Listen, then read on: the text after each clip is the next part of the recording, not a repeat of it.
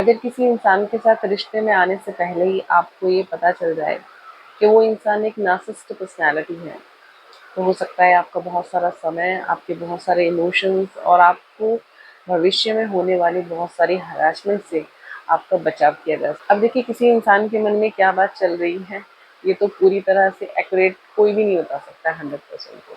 लेकिन हाँ, अगर हम नार्सिसिस्टिक पर्सनैलिटी की बात करते हैं ना, तो इनका कुछ बिहेवियर पैटर्न होता है, ठीक है?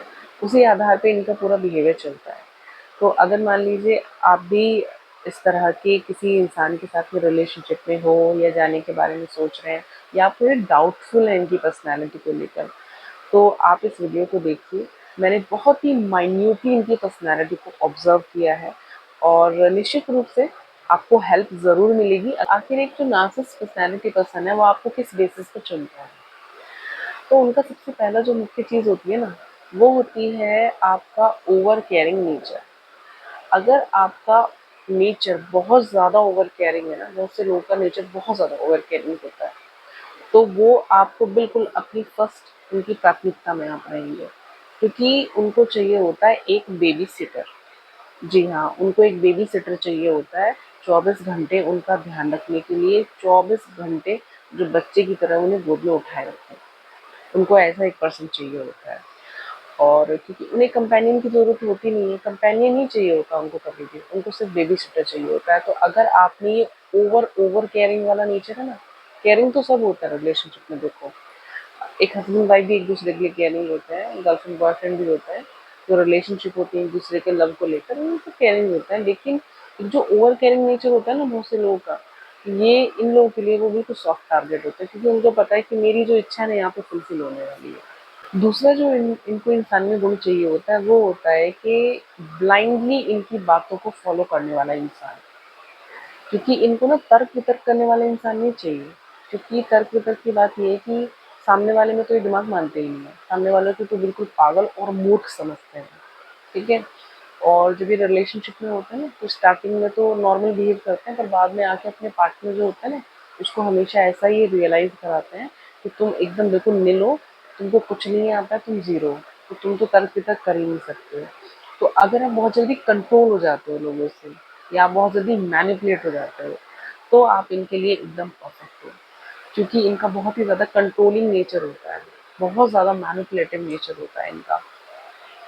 और कंट्रोल की बात तो ये है कि ये मोटी मोटी बातों से शुरू होगा, कंट्रोल जो है, छोटी छोटी मोटी मोटी बातों से, और इतनी बारीक बारीक छोटी छोटी बातों पर ये आके रुक जाएगा ना, यहाँ तक कि आप अपने पेरेंट्स से बात क्यों करते हो, या आप अपने जो क्लोज फ्रेंड सर्कल है उससे आप बात क्यों करते हो, बहुत छोटी छोटी बातों पे आकर जो है इनका जो कंट्रोलिंग नेचर है ना, वो आके स्टक हो जाता है।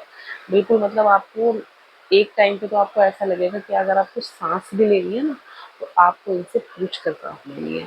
तो अगर आप बहुत इजीली कंट्रोल हो जाते हैं लोगों से और बहुत जल्दी मैनिपुलेट हो जाते हैं, तो आप इनके लिए बिल्कुल परफेक्ट चॉइस है एकदम। ये जो लोग होते हैं ना, ये बहुत ज़्यादा झूठ बोलते हैं, हर छोटी छोटी बात पे झूठ बोलते हैं। और आपका नेचर क्या है?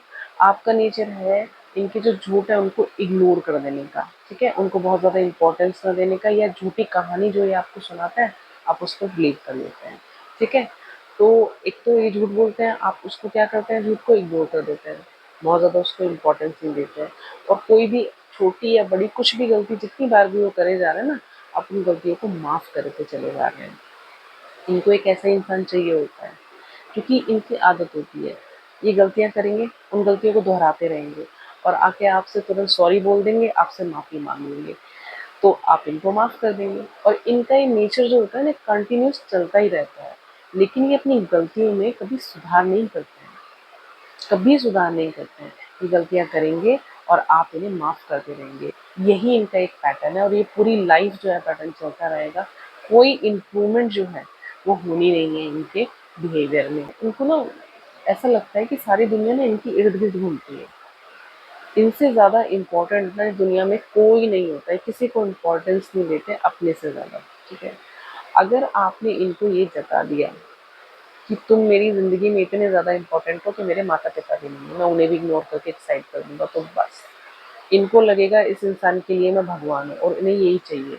इन्हें चाहिए कि लोग मुझे पूजें, इनका ये नेचर होता है, मैं सच में बता रही हूँ, इनका ये नेचर होता है। इनको ये लगता है कि लोग मुझे पूजे, मैं ही दुनिया में सबसे ज़्यादा इम्पोर्टेंट पर्सन हूँ। लेकिन इनकी सबसे बड़ी खासियत बताती हूँ कि गलती कभी नहीं मानेंगे, कभी गलती नहीं मानेंगे, चाहे छोटी करें चाहे बड़ी करें, गलती कभी स्वीकार नहीं करेंगे। और अगर आपने इनकी गलती को पकड़ लिया, इनको लग रहा है कि आपने पकड़ लिया इनकी गलती को, इनके झूठ को आपने पकड़ लिया है, तो इतना घुमाएंगे फिराएंगे उसको, इतना घुमाएंगे फिराएंगे और घुमा फिरा के ला के सारा ठीकरा आपके सर पर फोड़ देंगे। आपको गिल्ट फील कराएंगे बहुत। ये हमेशा विक्टिम ही रहते हैं बेचारे, ये कभी कोई गलती नहीं करते हैं। जो भी सब दुनिया गलत करती है ना, इनके साथ ही करती है। ये किसी के साथ कभी कुछ गलत नहीं करते हैं। देखो, जब इंसान प्यार में होता है ना, और रियल में आप किसी से अटैच होते हैं, इमोशनली आप रिलेशनशिप में आते हैं, तो चाहे आपकी, ये नहीं है कि आप बहुत रईस आदमी हो, आपकी जेब में नोटों की गड्डियाँ पड़ी हो, आपके पास में कम भी होगा ना, थोड़ा भी होगा, तो आप उससे बचत करेंगे। लेकिन आप जिससे प्यार करते हैं ना, आप उसके लिए कुछ ना कुछ, चाहे आप छोटा लें, कैसा भी लें, आप सस्ता लें, लेकिन आप तोहफा ज़रूर लेंगे, कुछ ना कुछ खरीदेंगे ज़रूर। आप उस इंसान के लिए आप देने की कोशिश करेंगे, एफर्ट लगाएंगे अपना, कि मैं सामने वाले के लिए कुछ अपनी तरफ से कुछ खरीदूँ या करूँ। ऐसा दिल इंसान का जो है वो करता है रिश्ते में, ऐसे में।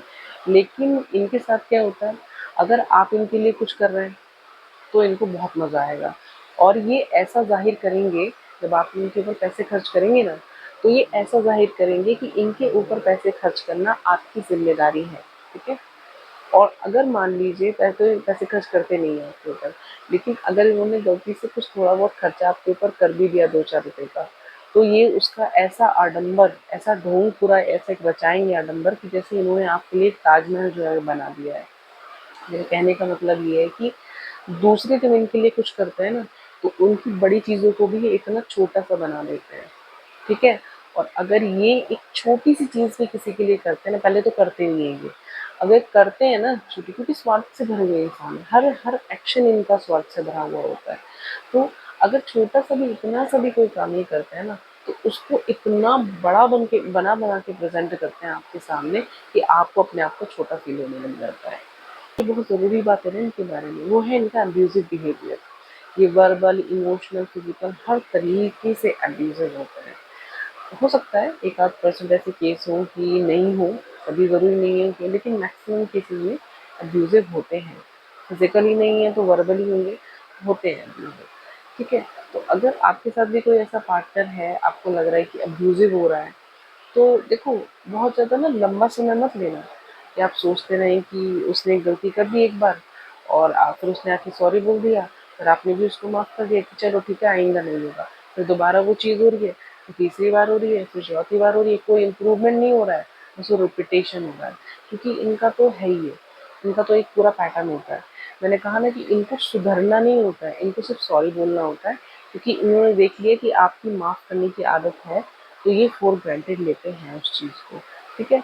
तो अगर आपके साथ भी आपका कोई पार्टनर इस तरह का बर्ताव कर रहा है आपके साथ में, तो ठीक है, 1 या 2 मोमेंट बस, इससे ज़्यादा नहीं।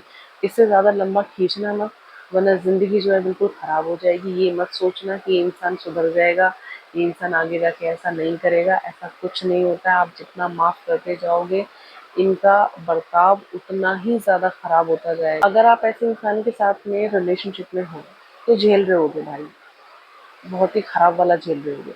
और मैं ये नहीं कह रही हूँ कि ये पुरुषों के लिए, ये महिला के लिए भी है, ये पुरुषों के लिए भी है, कोई भी नार्सिसिस्ट हो सकता है, ठीक है? तो झेल तो रहे होंगे अगर आप ऐसे इंसान आपकी ज़िंदगी में हैं। और आप झेल क्यों रहे होंगे? या तो आपकी कुछ जो भी मजबूरी आपने बना रखी हो अपने मन में, या फिर कहीं न कहीं बहुत से लोगों को ना एक उम्मीद की किरण होती है कि 2 दिन तो ये इंसान नाटक करता है, झगड़ा करता है, जो भी ड्रामा करता है, 4 दिन ठीक रहता है, फिर 2 दिन फिर नाटक करता है, फिर 4 दिन फिर ठीक रहता है। तो कहीं न कहीं आपके मन में एक उम्मीद की किरण होती है कि कहीं न कहीं जाके ये आदमी सुधर जाएगा। तो मैं आपको निराश नहीं करना चाहती हूँ। पॉसिबिलिटीज़ तो हर चीज़ की होती है, सब जगह संभावनाएँ होती हैं कुछ परसेंट, लेकिन इन लोगों के सुधरने की संभावनाएँ ना के बराबर ही होती हैं। क्योंकि सुधार उन्हीं चीज़ों में होता है, जहाँ लोग अपनी गलतियों को स्वीकार करें, और स्वीकार करने के बाद उनमें जो है वो सुधार करने की कोशिश करें। यहाँ तो ये लोग स्वीकार ही नहीं करते हैं। ये सारी गलतियों का ठेकरा हमेशा दूसरों के सर फोड़ते हैं।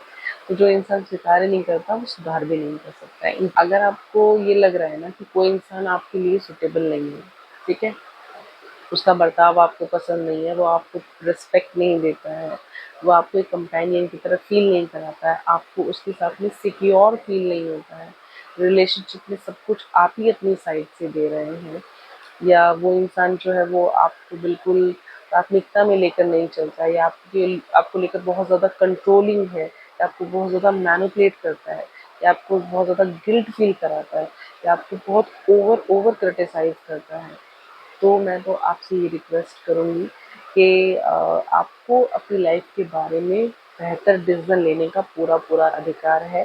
किसी के प्रेशर में आने की आपको ज़रूरत नहीं है, किसी चीज़ से आपको डरने की ज़रूरत नहीं है बिल्कुल भी।